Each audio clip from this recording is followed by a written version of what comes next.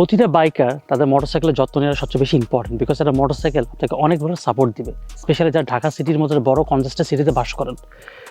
প্রতিদিন সকালে আমরা যখন মোটরসাইকেল নিয়ে আমাদের স্কুল, কলেজ বা ভার্সিটি বা আমাদের ডেলি লাইফ স্টার্ট করি, আমাদের উচিত মোটরসাইকেলের কিছু টিপস অ্যান্ড ট্রিক্স ফলো করা। সেই টিপস অ্যান্ড ট্রিক্সগুলো হচ্ছে প্রতিদিন সকালে মোটরসাইকেল স্টার্ট করার পূর্বে আমরা মোটরসাইকেল কী কী জিনিস চেক করব।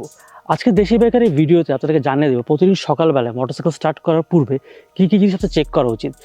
এই জিনিসগুলো চেক করতে হাইয়েস্ট গেলে 3 থেকে 5 মিনিট সময় নষ্ট হবে, but it might save your life and also keep your motorcycle very good.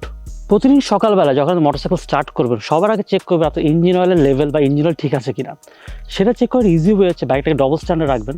যদি আপনার মোটরসাইকেল ইঞ্জিনের পাশে একটা গ্লাস থাকে তাহলে দেখতেই পাচ্ছেন, এবং সেটা যদি না থাকে বাইকটাকে একটু স্টার্ট দিবেন।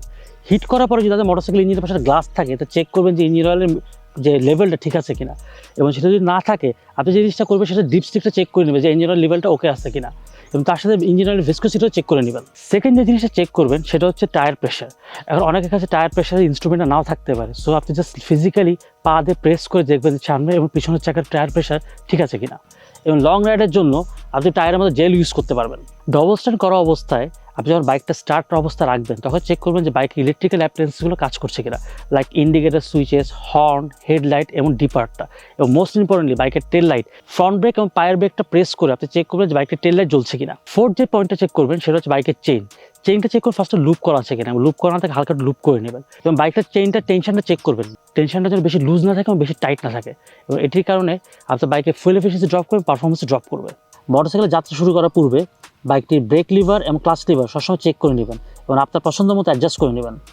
এবং সবসময় রাইড শুরু করার পূর্বে একটা সার্টিফাইড হেলমেট পরে রাইড শুরু করবেন। প্রথম 2-3 কিলোমিটার মোটরসাইকেল খুব কেয়ারফুলি এবং স্লোলি চালাবেন। আবার রিয়েল টাইমে মোটরসাইকেলটি সব কিছু ঠিক করে কাজ করছে কিনা আবার খেয়াল করে নেবেন। Prevention is always better than cure. আশা রাখি আজকে যে টিপসগুলো আপনাদের সাথে শেয়ার করলাম এগুলো আপনাদের হেল্প করবে, এবং এই জিনিসগুলো করতে জাস্ট 3 থেকে 5 মিনিট সময় লাগবে, which is not a big much.